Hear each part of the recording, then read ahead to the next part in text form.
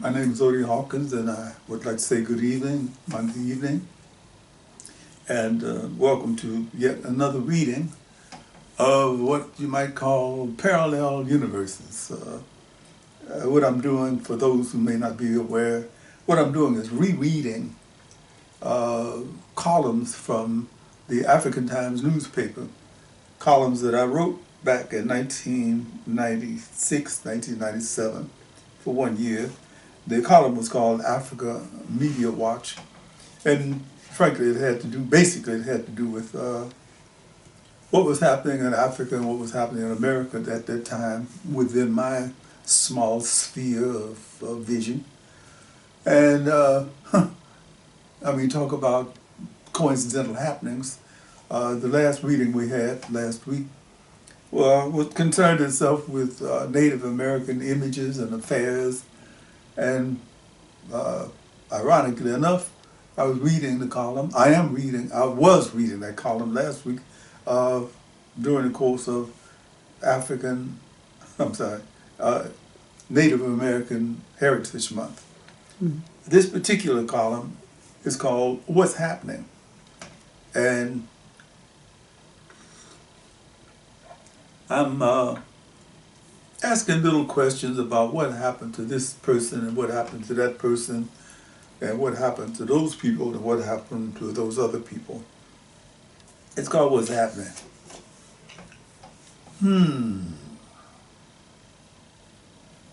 For a few long moments, a bewildering series of choices, the Promise Keepers in Washington, D.C. compared to the Million Man March. Well, the Promise Keepers never had to argue with anyone about their numbers. The Day of the Drum Festival at the Watchtowers Art Center, a dismal event since the retirement of charismatic community correspondent John Otterbridge, former director. The rally Speak Out Against Police Brutality and Murder at WLCAC, 10950 South Central Avenue. Over 200 people of color have been murdered nationally by police since 1990. Figures supplied by the Watts Committee Against Police Brutality, National Lawyers Guild, chapter. Phone number 213-852-0578. Abner Louima, the immigrant Haitian victim of police oppression, is only one of a number who have been brutalized since the police pushed me to the ground on 120th and Wilmington yesterday as a suspicious character. These columns became close to me, even the ones that I was writing theoretically, because some of this stuff was happening in real time at that time. I suspect it may have had something to do with the fact that I was whistling.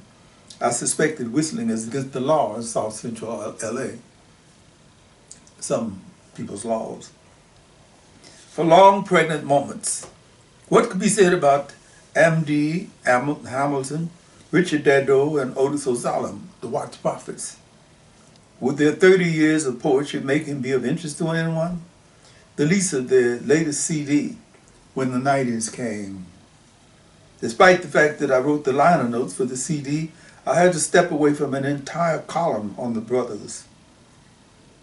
Yet I wouldn't have to hesitate to say to those who are interested, go, see, hear the legendary, revolutionary, contemporary Watts Prophets at the Club Fais Do Do, 5227 West Adams Boulevard between Brea and Fairfax, Los Angeles.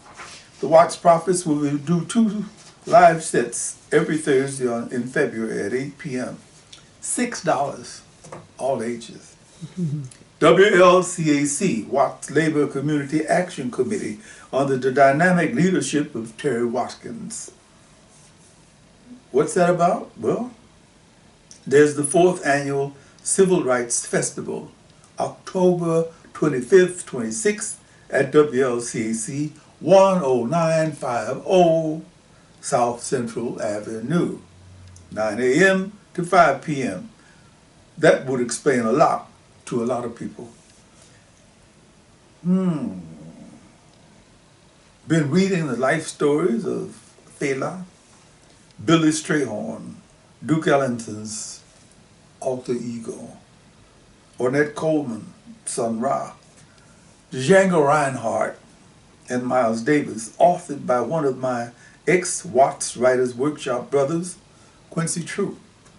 Quincy steered me into Sergio Mondrian, a powerful Zapotec Mexican poet, way back when a human being could breathe the air in the Distrito Federal. That's Mexico City. They call it the Distrito Federal, like Washington, D.C. Oh, okay.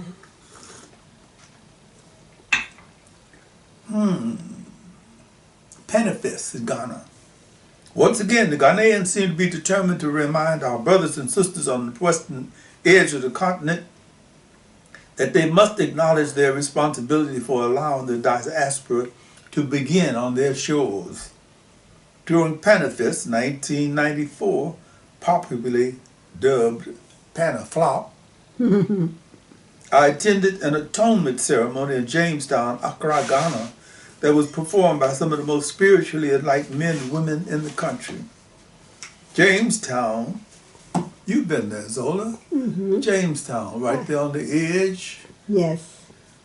Has got to be one considered the most begotten mammy of all slums. But it was there that the priests, the chiefs, and the wannabe rights asked our ancestors for forgiveness for our ancestors' participation in the slave business around about 2 a.m. in the morning. Many of us Africans in America have often discussed the reasons why other West African nations shouldn't have atonement rights. It would certainly boost Pan-African tourism in their countries. Long thoughts. Finally, it would have to be the media, because that's what it's all about. Slowly, irrevocably, it seems to me, if you have been attending Baba Ayuko's Pan-African Film Festival, beginning at the Venice Fox in Venice way back when, and lately at the Magic Johnson Theaters, then the flattering release of Pan-African aesthetics in film does not come to you like a thump on the head. Boom. The thump starts in the heart. And it may not be a recent rush, but one that started with Hubie Blake and Noble Sissel, continued through the most powerful of the colored comedy guys and gals, all the way through the subterfuges practiced by all the African American heroes and sheroes, to Sambani's Black Girl, to Sarema's Sankofa, to what's happening now. What's happening now is definitely not Negro-centric sitcoms, but rather the latter-day version of Nothing But a Man. Check out the underrated Once Upon a Time When We Were Colored. Check out Hollywood Shuffle. Check out Waiting to Exhale. They couldn't ignore Exhale. Oprah wouldn't allow it. And now, Soul Food. Soul Food, George Tillman Jr.'s opus delicious, could be considered an ordinary movie, but it is extraordinary because it bypasses Hollywood apartheid on the way back home. For years, the vibe has been spinning African Americans back to soul and Anglo-Americans into special effects. Soul Food seems to be saying, you are what you eat. And that's where we leave that one. Until tomorrow night, when we'll go on to the next one. This one is called, the next one tomorrow night is called National Geographic on Trial. National Geographic, you know, the lovely book that we all like to read about. Native Americans in the Amazon forest, and it used to be naked women everywhere except America. You got that. Well, the website is www.odiehawkins.com. Thank you for that reading. And even though that column was written in 1996, a lot of that is still happening. Okay, wait a minute. I'm sorry. Let's be absolutely certain, because I don't want to mislead anybody who might want to look this up and say, oh, no. 1997. 1997. Yes. And still there's a lot happening. So folks shouldn't get bored. Just check out the internet and find out what's happening in your neighborhood. No. What's happening now. No. That was also happening then. And with that, I say to you tomorrow night, until then, Ness.